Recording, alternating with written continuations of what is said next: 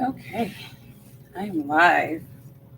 I didn't plan to go live today, but a news story caught my attention and I just wanted to kind of talk about it a little bit.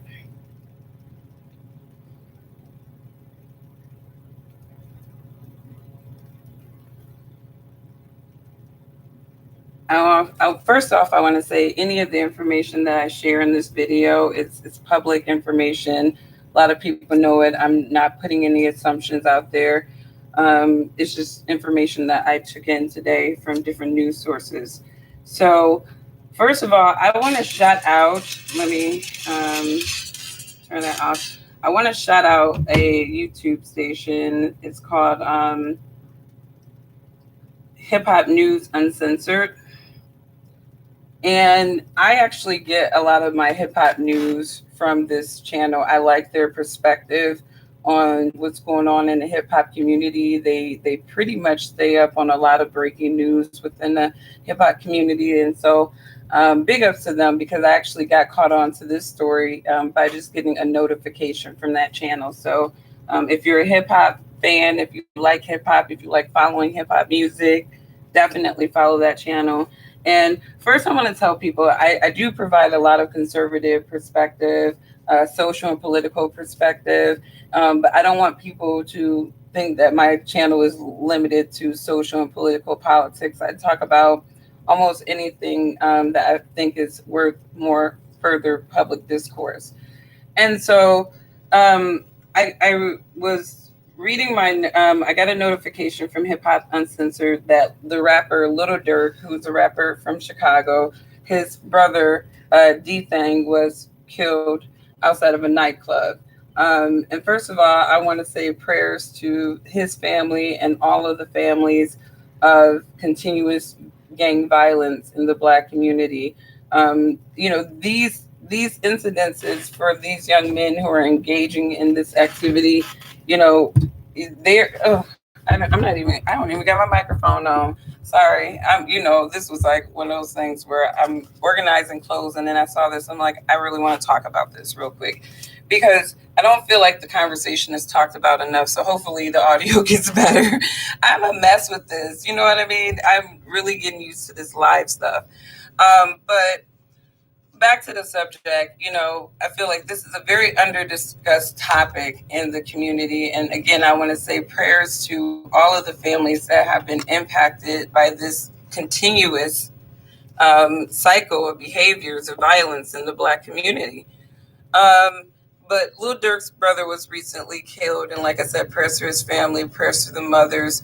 But it got me to thinking because last year, one of Lil Durk's artists that was signed to his label King Von, who I got a chance to kind of learn more about just YouTube searching and learning, listening to his music. And I actually wrote an article about him as well.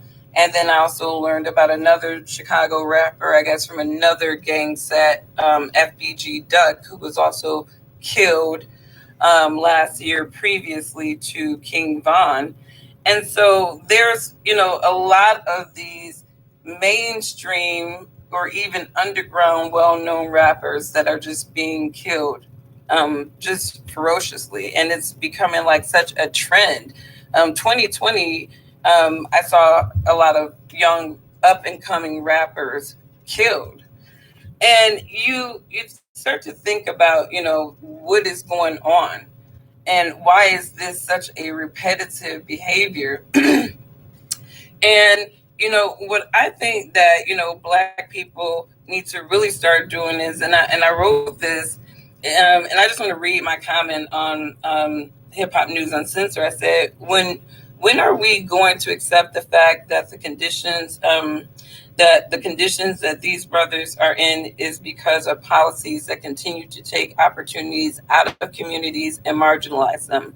When are we going to accept the fact that the music that we bang every day is the Pied Piper to the mindset that these brothers foster from one generation to the next? When are we going to start thinking of the Black community in segments and understanding that this segment of our community needs help? We don't need to keep funding higher education institutions that these brothers will never see. This is the whole point. Black people need to take control over our community and stop believing that others will do something. Stop letting people sway you into supporting people that do not have your interests in mind. So I say this to my people to say that we need to look at the fact that the Black image in America is not owned by us. It's owned by big corporations who decide what our Blackness should be, what our interests should be, what our etiquette should be, what our vibes should be, and then they project that into the music. And I always tell people the best time to get a hip hop artist is before they sign. That is going to be the best music that you ever get out of a hip hop artist. It's going to be their rawest and their truest. Because once the industry gets a hold to their music and their story and their craft, they're going to craft it into the narrative that they think will best project what Black people should believe about themselves. And so when I look at people like King Von and FBG Duck and Lil Durk's brother and all these young rappers, these young brothers, these 20 plus brothers, they always say that if a Black man make it after 25, he may have a chance to live a long life. And I've always heard that growing up. If a Black man lives to 25, he might have a chance of living a long life. But what they didn't, there's kind of a fallacy to that, though, because really they're talking about if a Black man that lives in these at-risk communities make it past 25, then he may have a chance at a long life. T.I. was vilified, I believe, by what Kwame Brown would describe as the go along, get along game last year when he was talking about stopping the violence in the Black community. We need to stop fostering mindsets through our music that make our young brothers think that it is okay to go and pick each other off like they are not human beings, like they are some digital presence in the stratosphere or Call of Duty, and these people don't have mothers. These people don't live the same struggles and want the same out that they do. I don't know how our brothers can foster such an evil mindset to look at their own brothers with such disdain over trivial things. I mean, this is what's happening. I mean, when you start creating the cycle of killing people, revenge killing, when does it ever stop? There is no, you're going to have to kill everybody in the hood, basically, and their mamas, in order for this craziness to stop. And these people go out and they create music tracks glorifying what they did. And for some reason, the FEC will ping Eminem for talking about killing his mother and putting people in trunks, but they don't seem to think that it's anything wrong with Black men talking about killing other Black men in music. They are promoting that in the hoods. And then Black people are like, we need to stop the violence, this needs to stop. Then you need to take control over what the hell your kids are listening to. You need to take control over your kids' mindset and stop leaving it to the school. Like, it is not your job to foster critical thinking and morality in your kids first. I mean, we can't keep talking about stop the violence and stop this, and then we continue to accept the same narratives about our community, same projections about our community in the mainstream. It just doesn't work. It does not work. It's nonsensical. So either this problem is intended to continue, and really people who are saying, oh, we don't want this, stop the violence, blah, blah, they really don't believe it. You cannot talk a problem into a solution. You can talk out probable solutions, and then you can implement those solutions to see if they solve the problem on a continuous basis. But we can't sit here and vilify somebody. I mean, because I feel like that's why T.I. and Tiny are getting vilified now, because they spoke on a shit that they shouldn't have been speaking on, because there are people who are making money off of our black brothers doing these things to each other, writing songs about it, and then putting it out there for the galaxy. How chaotic is that shit? Like, what kind of chaotic world do these people in leadership want to create, where you think that it is okay to foster music that talks about gangbangers killing each other senselessly and heartlessly? And then you go play this music out and bang this shit on the radio, and you got kids, it has a good tune to it. So people get caught up and they don't even realize that this man is talking about a man that he just killed. Or he's talking about killing his own brother. Genocide. That's basically what it is. And these people talking about defund the police so that this crazy shit can happen.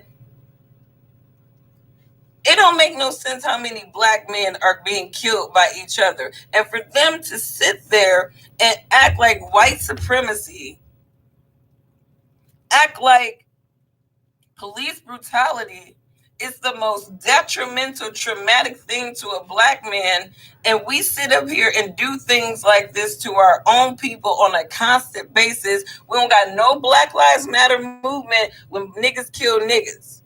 I'm sorry, the hood in me is coming out right now, because this shit don't make no sense. When black people sit up there and kill each other, we don't have no damn movement combating that shit, speaking against it. The only motherfuckers speaking against it is the families, the hurt families. And everybody's going to sit there and they're going to listen to these people. They're going to empathize with these people. They're going to feel bad about these people. And then they're going to go out and they're going to bang some music that talked about their particular family member being killed.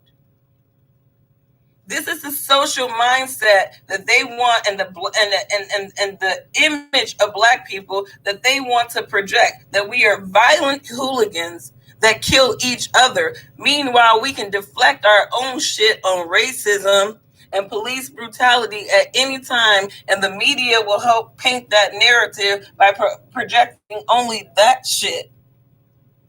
All that bullshit that happened last year with Black Lives Matter, do you think the mainstream media bothered to cover all the black kids that were killed by all these people that they wanted to release from prison so that they can vote for Democrats? Black people need to wake up and realize what's going on to our community, with our community. They're using some of us, like Kwame Brown said, to foster this shit, because these motherfuckers already got paid. They've already lived the American dream. They don't give a fuck about you living it too. That's why in their music, they bragging about the shit that they got. All the while they saying that you niggas ain't shit. Because there's nothing elevating about the hip hop proper community other than bragging about riches, being that token, that example of black people, which they are, of being successful. But some of them don't know how to talk about their success. They brag about their success. They don't elevate their people with their success. That's some hip hop artists. Then you got these other little violent gang drill hip hop artists that they are talking about their experiences. They're senseless, heartless. You know, I like artists like King Von, because unfortunately that brother provided a perspective of his experience that was, to me, it seemingly glorified, but then he really went into he really sprinkled in something in his music that I feel like the industry did not want him to sprinkle in, which was the mindset of the people, the story behind why these people in the hood have the mentality that they have. They couldn't have an artist like King Von. King Von would have been the next Tupac, how real he was. You know, this needs to stop. I mean, Black people, we keep talking about the violence in our community. We keep talking about how we killing each other, disrespecting each other constantly, but we will still try to make it seem like racism is our biggest problem. That is weak and it's a shame, and I feel sorry for a lot of us. We really need to get control over our image. We really need to get control over the psychological disposition of many people in our community. Many of them have been traumatized by things that don't got shit to do with racism and everything to do with bad policies, a bad educational structure, and being born into a cycle of bad decision making and poverty. These people don't come from generational wealth. They come from generational welfare and poor decision making and socialist programs that really don't inspire them to do any more than they have to. So they feel like they are getting by, but they're not getting by the same way that other people who are out there in the private sector using their skills and capabilities to leverage the capitalism system. They're not being taught capitalism. They're being taught generational socialism. And then when you sprinkle on the narratives of racism, what do? They have a crutch now. The real issues in the Black community do not have anything to do with racism, and it has everything to do with educating our people, not allowing our people to be projected in the mainstream as we have been, because it's only getting bad to worse. No disrespect to Cardi B, no disrespect to Megan Thee Stallion. You two Black women definitely are using your skills and capabilities to make money targeted to a very mature audience. But unfortunately, our young Black girls are catching on to your music and your influence, and they're thinking that it's okay to disrespect their temples, that they don't need to worry about getting married.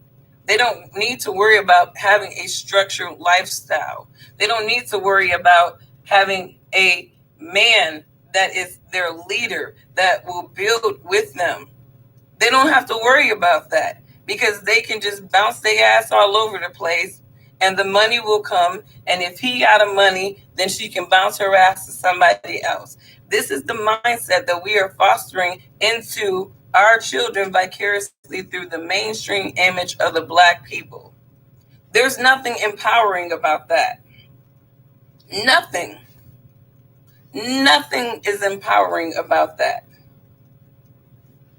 So I hope that, Black people can really kind of think about what's happening to our image, think about the information that is being fed to our children vicariously through the mainstream music.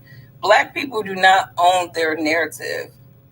I don't feel like they own their narrative. I think once you get into any Black elite space, you're doing what somebody else thinks that you should be doing as a Black person. You are projecting whatever they think you should be projecting to your community in order to keep them ignorant, marginalized, distracted, and not self-actualizing. Because, I am really excited to really get to know more intellectual Blacks, because I feel like if there was a Black intellectual movement or whatever that set the tone for Black proper, I feel like a lot of people wouldn't be able to profit off of our continuous ignorance. They wouldn't be able to be the puppet master of our image. So, again, rest in peace to Lil Durk's brother and all the brothers that have been victims of their own brothers through gang violence. Somewhere, somebody has an intention for y'all brothers to be doing this to each other. And I think a lot of the issues that, some of these brilliant politicians act like they can't mitigate, I really personally feel like they encourage it. Because the FCC ain't going to sit up there and tag Eminem for all the shit that they were tagging for him for when he was saying the shit that he was saying, but then they just gonna let the black people slide on saying whatever they want to say about their own people. It's crazy. So everyone enjoy your Sunday. I got about probably an hour before my kids return home. It's baby daddy get your kids weekend, and my clock is running out before the little goon squad come back. So everyone enjoy your Sunday. We're gonna go outside. I got chalk. I got bubbles. We about to do this outside when they get back because it's nice outside. So it's like you might as well enjoy the weather. Everything is seemingly back to normal. So we're gonna enjoy normal. Take care, everybody. Bye.